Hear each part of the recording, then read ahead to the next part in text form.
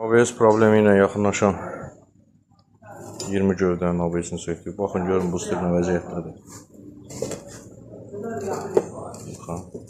Bu həmənki ləmirlər bunun içində olmalı. Görün nə vəziyyətə gəlib çatıqdır.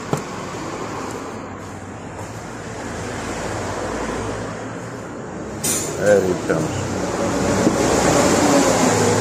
Bir təmir edib inşallah sizə göstərəcək.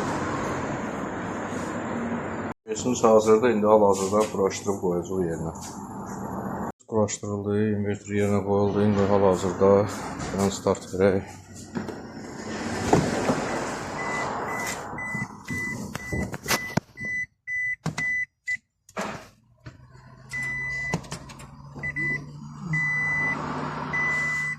İndi sistemdə hava var, havası çıxacaq, kalibrovka olunacaq. Bu işarələr də itəcək. Gördüyünüz kimi bu booster təzyiq yaradıb. Nakazet edən sistemi doldurur.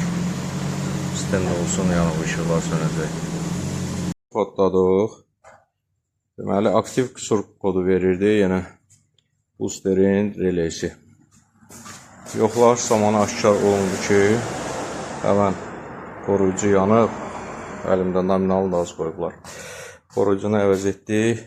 İndi koddayaq. Baxın, booster başladı təzyiq yığmağa. Nələ ki yığır. Bu da bizim qüsur kodlarımız. Bu qədər. Kimdə bir problem olsa müraciət edə bilər. Deməli, problem nəydən ibarətdir? Boosterin vəziyyətini göstərdim sizə. Burada qısa qapanma baş verir. Qısa qapanma baş verdiyi üçün koruyucuyu da yandırıb. Ona görə təmirdən sonra booster işə düşmürdü. Koruyucunu əvəz elədik. Yəni bu çep, zəncir düzəldi. Hər şey qaydasına düşdü.